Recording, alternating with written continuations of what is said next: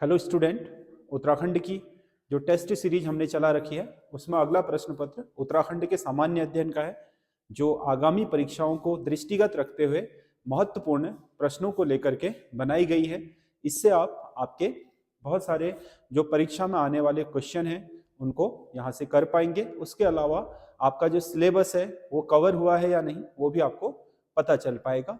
ये 25 नंबर की सीरीज है, बाकी आपको पूरा 100 नंबर का पेपर चाहिए तो हमारे ऐप एसएस स्टडी से आप आपके हमारी टेस्ट सीरीज खरीद सकते हैं, जहां पर आपको 100 नंबर के पेपरों की पूरी सीरीज उपलब्ध हो जाएगी मात्र 150 रुपये में। तो आप एसएस स्टडी ऐप को डाउनलोड करके वहां से वो खरीद सकते हैं। ये जो आपका क्वेश्चन पेपर है इसको मैं सॉल्व कर देता हूँ, बाकी इसकी पीडीएफ आपको हमारा जो टेलीग्राम चैनल है वहां से प्राप्त हो जाएगी। पहला क्वेश्चन है, निम्नलिखित में से कौन सा एक सुमेलित नहीं है। यह उत्तराखंड में गढ़वाल के आपके राजवंश के दौरान की कुछ महत्वपूर्ण रचनाएं हैं। इसमें से पहली रचना है सुदर्शन दर्शन, ये आपका मौलाराम की है, ठीक है। फतेह प्रकाश, फतेहकरण जटाधर शर्मा, ये भी ठीक है। जहांगीर विनोद भरत कवि, ये भी ठीक है। फतेह प्रकाश ये आपका मेघाधर शर्मा, ये गलत है, ये वाला गलत है। तो इसका सही आंसर होगा डी। अगला क्वेश्चन है,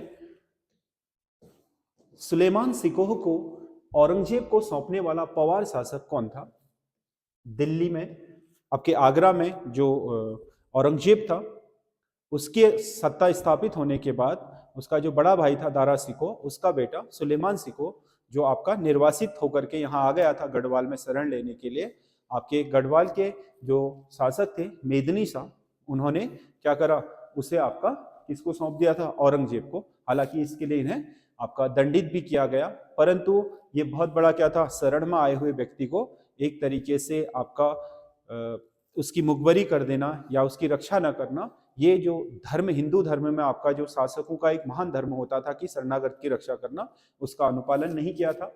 इस वजह से आपका मेदिनी शाह को बाद में दंडित भी किया गया। अगला क्वेश्चन है, राज्य में मैनुअल ऑफ गवर्नमेंट एक्ट किसका दस्तावेज है। Manual of government act, manual of government act दस्तावेज था कुली बेगार का। किसका, कुली बेगार का। ये कई बार आपका परीक्षाओं में पूछा जा चुका है क्वेश्चन। अगला क्वेश्चन है, नर्तकों की सुंदर नृत्य मुद्रा वाली शैल चित्र किस स्थान से प्राप्त हुआ है।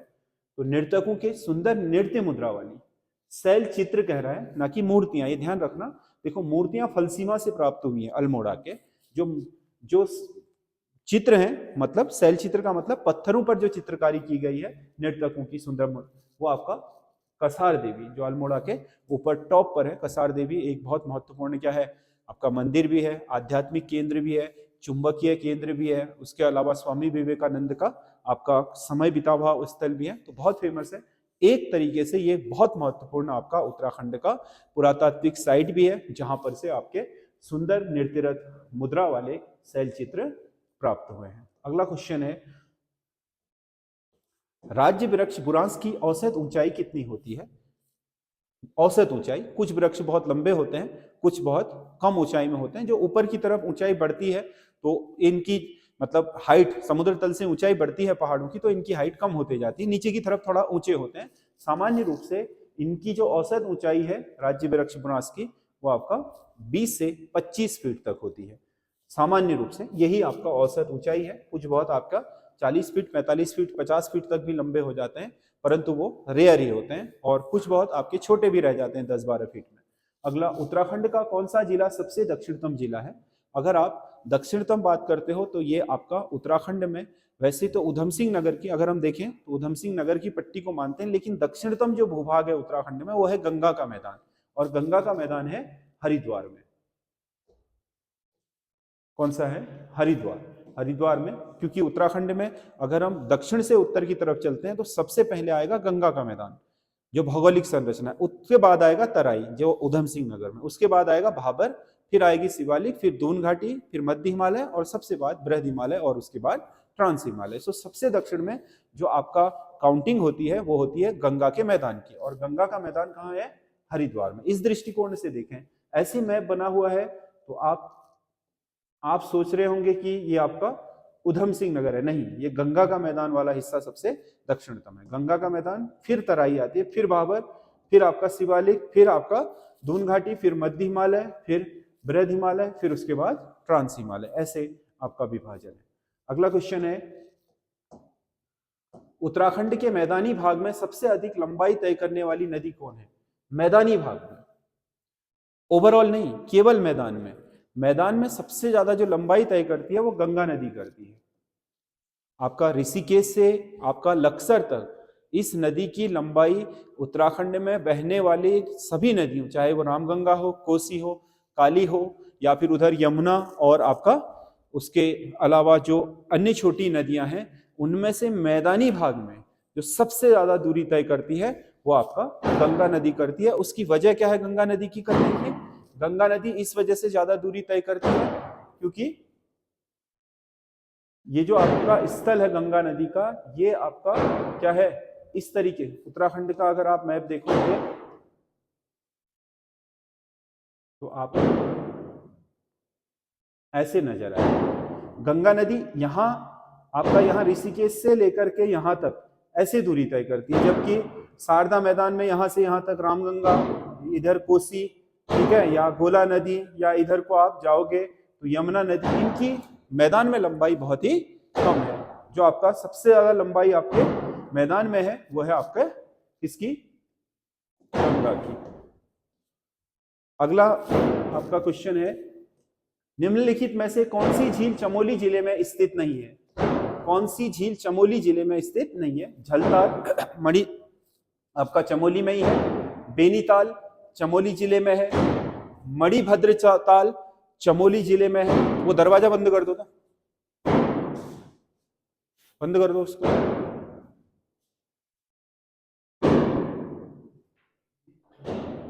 चमोली जिले में है, और मणिभद्र ताल चमोली जिले में है। खिड़ा ताल चमोली में नहीं है, ये है उत्तरकाशी में, इसीलिए इसका सही आंसर ये होगा। अगला क्वेश्चन है, फूलों की घाटी किन दो पर्वतों के बीच स्थित है? फूलों की घाटी देखो, नर और ये नारायण पर्वत, नारायण और नर पर्वत के बीच है आपका बद्रीनाथ, और नर तथा गंधमादन के बीच आपका है फूलों की घाटी। फूलों की घाटी, हालांकि ये इधर लेफ्ट की तरफ को है, वैसे देखने पर मैं वैसे बता रहा हूं, ये आपका गंधमादन और नर पर्वत के बीच फूलों की घाटी है, और नर और नारायण के बीच बद्रीनाथ। तो नर और गंधमादन इसका सही आंसर होगा। अगला क्वेश्चन है, किस फल के उत्पादन में उत्तराखंड देश में पहले स्थान पर है? इनमें से जिन सभी फल है ये, इनमें से जो उत्तराखंड है वो नाशपाती के उत्पादन में देश में पहले स्थान पर है। नाशपाती में आपका उत्तराखंड सबसे ज्यादा उत्पादन करता है। हुड्डी किसकी सहायक नदी है? हुड्डी आपका जो चंपावत के शिवालिक से उद्गमित होती है और नीचे आपके भाबर की तरफ बहते हुए बनवासा के निकट शारदा नदी में मिलती है। तो ये शारदा की सहायक नदी है हुड्डी, जिसके किनारे पर आपका बनवासा नगर बसा हुआ है। बनवासा आपका हुड्डी और शारदा के बीच स्थित है। अगला क्वेश्चन है, कौन सी कृषि पर्वतीय क्षेत्रों के लिए सबसे उपयुक्त है? पर्वतीय क्षेत्रों के लिए जो सबसे वैज्ञानिक कृषि मानी जाती है वो होती है कंटूर फार्मिंग। समझ गए ना? आपका पहाड़ों पर दो समान ऊंचाई वाले आपके बिंदुओं को मिलाने वाली सीधी रेखा में हल से की गई जुताई या क्यारी बना करके की जाने वाली जुताई। इसमें क्या होता है, दोनों आपके जो बिंदु हैं बराबर हैं हल रेखा के। तो गर्मियों में क्या होता है आपका, बरसात में क्या होता है, जब पानी इस पे गिरता है तो वो किसी तरफ को नहीं भाग पाता। ठीक है, अगर ये थोड़ा बहुत डाउन इधर को हो जाएगा तो भाग जाएगा ये। तो इसमें कंटूर फार्मिंग में क्या होता है, एक तो जल संरक्षण ज्यादा होता है और दूसरा मिट्टी का कटाव कम होता है। जबकि आपका सीढ़ीदार कृषि में क्या होता है, जल संरक्षण तो हो जाता है उसमें भी तिरछी जुताई करके, परंतु उसमें कटान बहुत ज्यादा होता है। जब आपका सीधी खड़ी आपका 90 डिग्री पर ऐसे खेत बना दिया जाता है तो बरसात के समय अक्सर इसकी ये दीवार गिर करके खेत में आ जाती है, तो ये बहुत नुकसानदेह होता है। कंटूर फार्मिंग में किसी भी तरह का आपका जो दीवार वगैरह गिरना है उसका खतरा नहीं, क्योंकि दीवार होती नहीं है। पहाड़ी ढलानों पर, मंदिर ढलानों पर आपके क्यारियां बना करके समान ऊंचाई पर बिंदु पर मिलाने वाली रेखाओं की क्यारियां होती हैं। ये मतलब यहाँ और यहाँ इसकी ऊंचाई बराबर होगी तो बैलेंस रहेगी। इस नाली पर अगर पानी गिरेगा बरसात का तो वो किसी भी दिशा की तरफ नहीं भागेगा बल्कि उसी नाली में रहेगा, उससे जल का संरक्षण होता है और मिट्टी का कटान भी नहीं होता है। इसीलिए वैज्ञानिक दृष्टिकोण से सबसे अच्छी कृषि उत्तराखंड या पर्वतीय क्षेत्रों के लिए कंटूर फार्मिंग या आपका समोच्च कृषि होती है। राज्य में चकबंदी की सबसे बड़ी समस्या क्या है? चकबंदी की सारी समस्याएं हैं, ये बड़ी जोतें भी चकबंदी की समस्या, ये तो चकबंदी के लिए सबसे अच्छा होता है बड़ी जोतें, ये समस्या नहीं है। खेतों का बेडोल आकार ये एक समस्या है, लेकिन सिंचाई का अभाव ये है, सिंचित भूमि असिंचित भूमि होती है, ये भी एक है। लेकिन सबसे जो आपका इंपॉर्टेंट है वो है उत्पादकता में असमानता। उत्पादकता में असमानता, मान लो दो भाइयों की भूमि है, कोई ये खेत है, समझ गए ना। पहाड़ में क्या होता है, इस खेत का इधर का हिस्सा गहरा होता है, इधर का हिस्सा क्या होता है आपका पथरीला होता है। अब होता क्या है, दो भाग करें तो आधे आधे हिस्से कर दें दो भाइयों के, तो ये वाला नहीं मानेगा।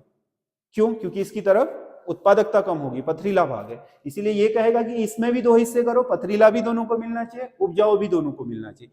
इससे क्या होता है, भूमि बहुत ज्यादा खंडों में बढ़ जाती है। या कोई बड़ा चेक है तो उसके दो भाग या दो आपके चेक बना पाना बहुत ही मुश्किल हो जाता है। उत्तराखंड में चकबंदी की सबसे बड़ी समस्या यही है, उपजाऊ की भूमि की जो उपजाऊ उत्पादक क्षमता है उसमें असमानता। और ये भी है, सिंचाई का अभाव भी है, समझ गए ना, बेडोल आकार भी है, ये सामान्य है, ये तो एडजस्ट की जा सकती है, परंतु ये एडजस्ट नहीं की जा सकती। इसीलिए इसको सबसे बड़ी समस्या मानते हैं आपके इसमें चकबंदी में। पंचेसर बांध परियोजना के जलभराव क्षेत्र में कुमाऊं के कितने जिले प्रभावित होंगे? तो इसमें आपके 4 जिले होंगे। चंपावत और पिथौरागढ़ तो बिल्कुल प्रत्यक्ष से है। पीछे बैक साइड में जैसे ये काली नदी है, इसमें जो सरयू नदी आ रही है, तो सरयू नदी में यहां तक तो आपका पिथौरागढ़ चंपावत ही है, लेकिन यहां से जहां से रामगंगा मिलती है ये वाला हिस्सा बागेश्वर का आ जाता है, और इधर की तरफ को आ जाता है अल्मोड़ा, पनार से जो पनार नदी है इससे अल्मोड़ा आ जाता है। तो इसमें भी थोड़ा बहुत भराव होगा, इसमें भी भराव होगा, इसमें भी, और ये तो होगी होगी। तो इससे अल्मोड़ा, बागेश्वर, चंपावत और पिथौरागढ़ 4 जिले जल भराव क्षेत्र में आएंगे उत्तराखंड के। बाकी पार साइड जो काली का पार है वो नेपाल का हिस्सा है, तो वो नेपाल को प्रभावित करेगा। सांगचोकला दर्रा किस जिले में स्थित है? सांगचोकला दर्रा है उत्तरकाशी जिले में। उत्तरकाशी जिले का एक महत्वपूर्ण आपका दर्रा है सांगचोकला, जो अंतरराष्ट्रीय दर्रा है और तिब्बत को जोड़ता है। रम्माण उत्सव का शुभ मुहूर्त किस दिन निकाला जाता है? रम्माण उत्सव का जो मुहूर्त होता है वो बैसाखी के दिन। बैसाखी हमारे इसमें आपका उत्तराखंड में तो बैसाखी नहीं बोलते हैं, हमारे उत्तराखंड में बिखौत बोलते हैं इसको। 14 आपका अप्रैल के दिन जो आपका विश्वत संक्रांति होती है उसी के दिन निकाला जाता है बैसाखी।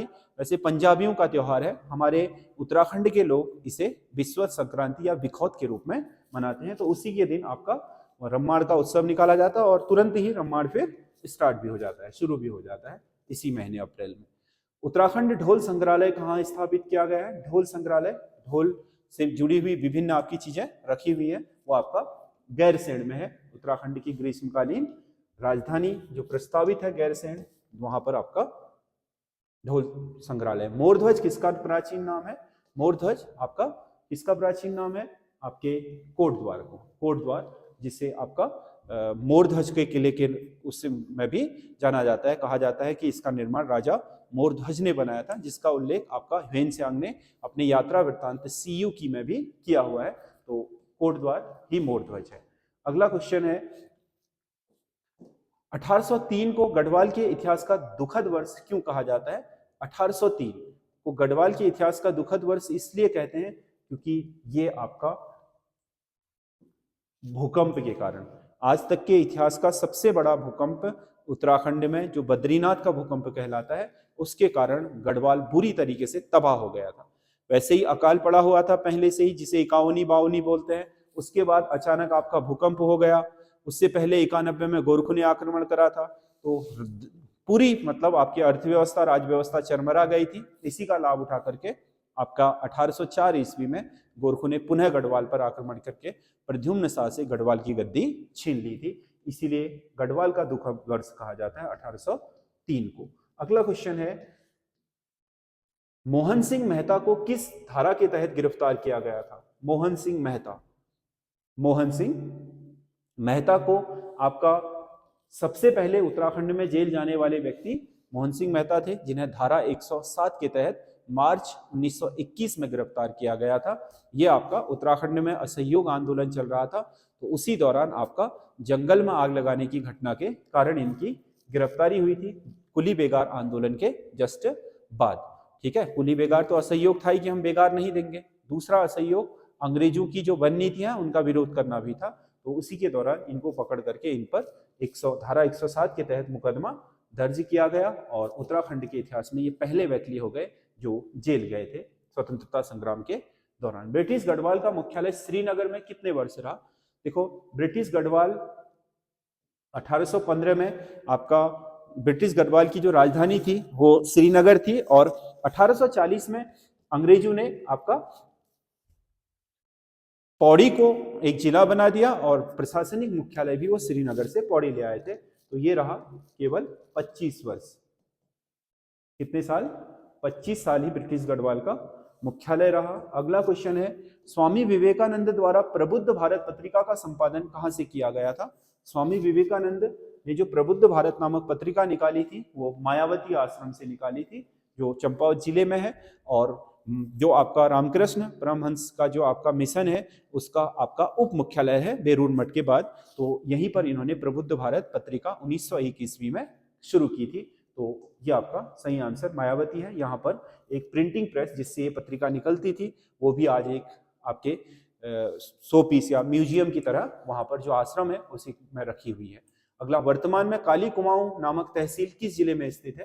काली कुमाऊं तहसील वर्तमान में चंपावत में, एक्चुअल में पिथौरागढ़ जिले में। अल्मोड़ा के समय जो काली कुमाऊं तहसील होती थी उसी को चंपावत जिला बनाया गया 97 में। अगर आप देखोगे तो उत्तराखंड के मैप में काली कुमाऊं कहा जाता है किस क्षेत्र को? उत्तराखंड के मैप में काली कुमाऊं, कुमाऊं का वह हिस्सा है जो काली नदी के साथ लगता है। इसमें एक्चुअल में 2 ही जिले आते हैं, आपका पिथौरागढ़ और चंपावत। चंपावत और पिथौरागढ़ का वह क्षेत्र जो आपका काली नदी से लगता हुआ है उसी को कुमाऊं का काली कुमाऊं कहा जाता है। काली कुमाऊं में बागेश्वर, अल्मोड़ा और नैनीताल नहीं आते हैं, उधम सिंह नगर भी नहीं आता है, ये ध्यान रखिएगा। इसमें केवल आपका आता है चंपावत और पिथौरागढ़। और अल्मोड़ा के समय जो काली कुमाऊं तहसील हुआ करती थी वही वर्तमान में चंपावत जिला है। अगला क्वेश्चन है, 1970 में उत्तरांचल परिषद का गठन किस स्थान पर हुआ था? उत्तरांचल परिषद जो आपके उत्तराखंड राज्य आंदोलन या उत्तराखंड पृथक राज्य आंदोलन के लिए बनाया गया एक महत्वपूर्ण संगठन था। इसकी स्थापना 1970 में नैनीताल में की गई थी।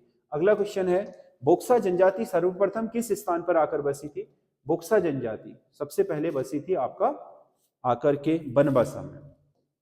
बोक्सा वैसे उधम सिंह नगर में रहती है, बनवासा क्या है इसका आपका जो चंपावत जिला है उसकी तरह ही है, लेकिन उधम सिंह नगर से लगता हुआ क्षेत्र है। यहीं पर पहली बार बोक्सा लोग यहाँ पर आए थे, ऐसे साक्ष्य हैं। तो ये आपके 25 क्वेश्चन हैं, आपको कैसे लगे कमेंट करके जरूर बताइएगा। और अपने आपके तैयारी के लिए महत्वपूर्ण आपके क्वेश्चनों के लिए, अच्छे कंटेंट के लिए हमारे चैनल SS स्टडी के साथ लगातार जुड़े रहिए और हमारे वीडियो निरंतर देखते रहिए और हमें कमेंट करके अपने सुझाव भी लगातार देते रहे। धन्यवाद।